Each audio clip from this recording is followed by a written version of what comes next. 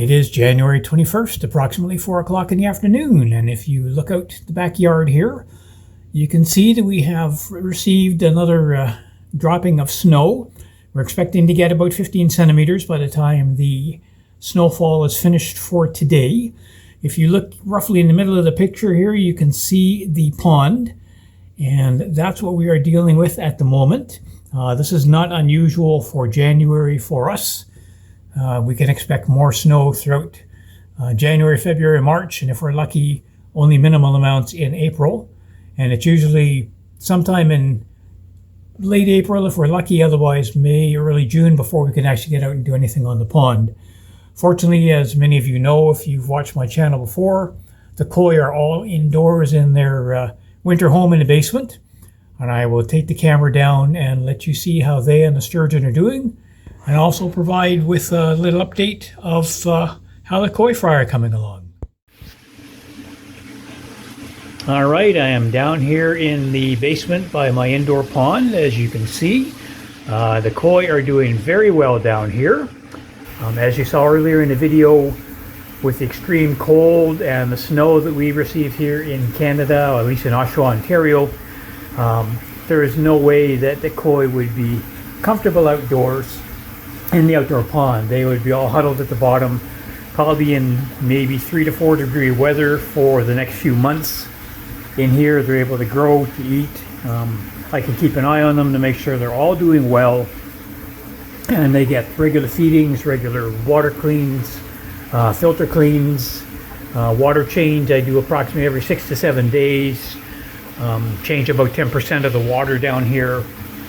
Filters are running well. That's the ones over there, and the one that I had made earlier in last year and showed you that one.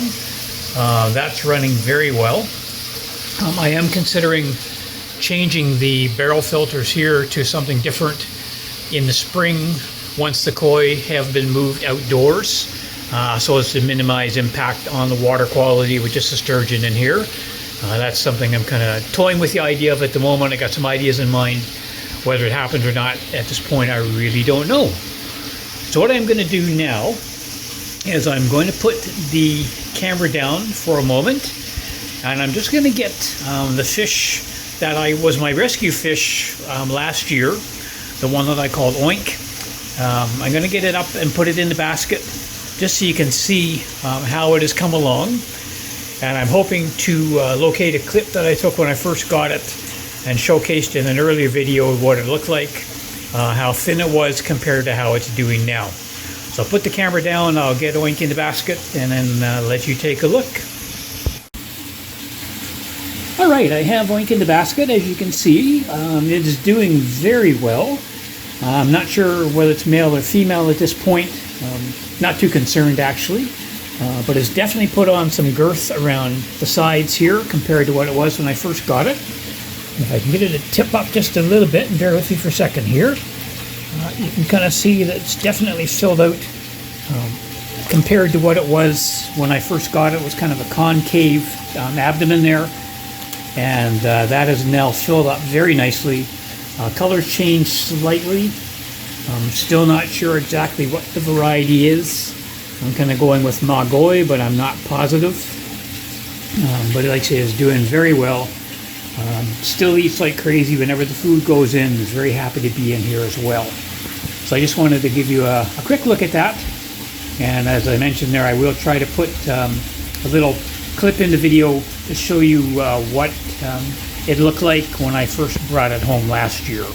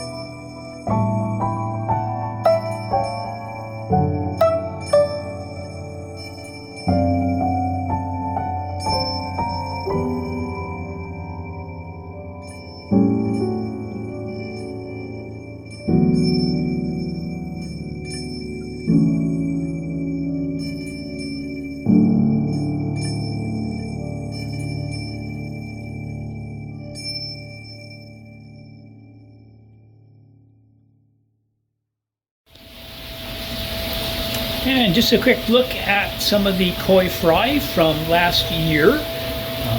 Just move the light up here so hopefully you'll be able to see them a little better. Boom. There's a good mixture in there.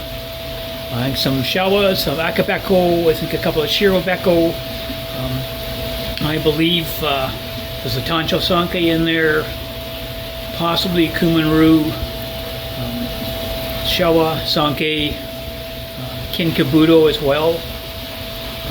I think there might even be shisui in there, but I'm not 100% positive on that one.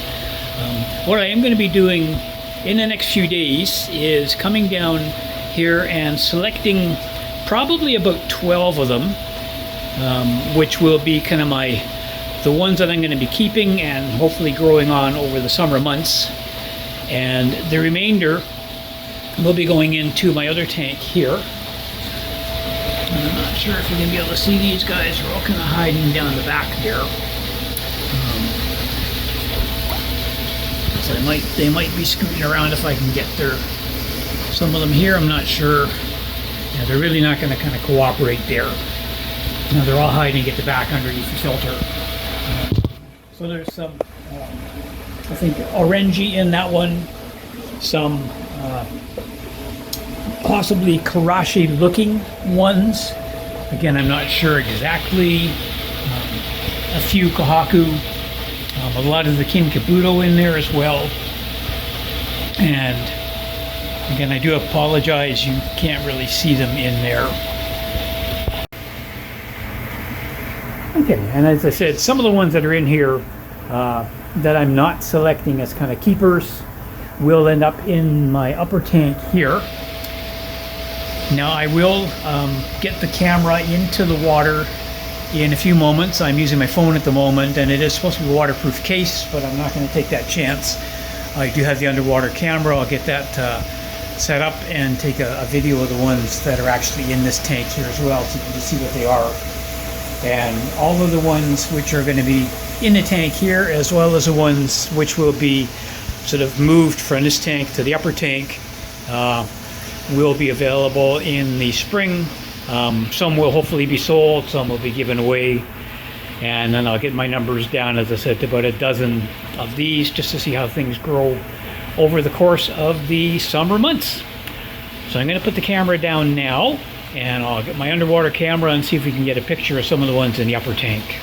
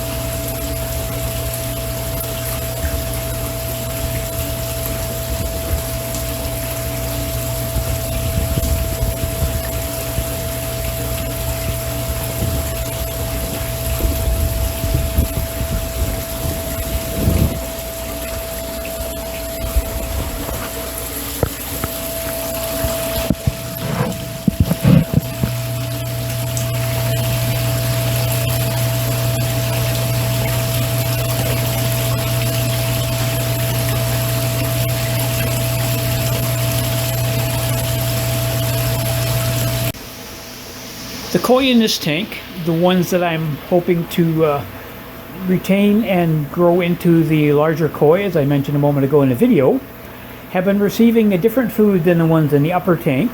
So they've been getting this one here, the Sakayakari growth food that many of you in the UK are familiar with. And I'll just move that one.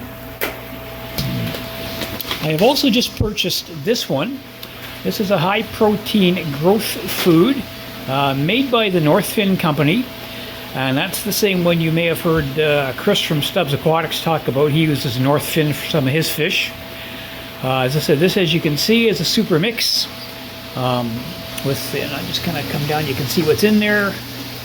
If I turn it over, hopefully you'll be able to see some of the protein and so on it there, along with some of the ingredients. Now, I haven't used this one before, as I said. I just recently had it delivered, so that's going to be one of the ones we're going to be getting. I'm also using another one, same company, again from Northfin Group. This one called Super Red, which has color enhancers in it to be very similar, I'm hoping, to the Sakaya Carly color food.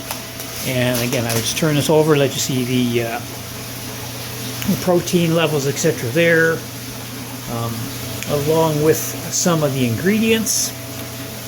And this is also another new one I haven't tried yet. So they're going to be getting that food along with some of the regular food that the large koi get, which I put into a grinder to make it small enough size for these fish to eat. The ones in the upper tank here, they get a small amount of the Sakaya Carly growth in there. They're primarily getting the regular koi food.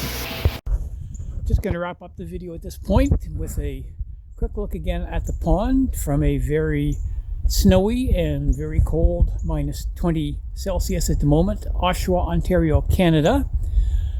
If you would hit that like and subscribe button, please, be very much appreciated. As always, feel free to leave comments below. Thank you for watching until the end. Stay warm, stay safe. Remember to keep calm and keep koi.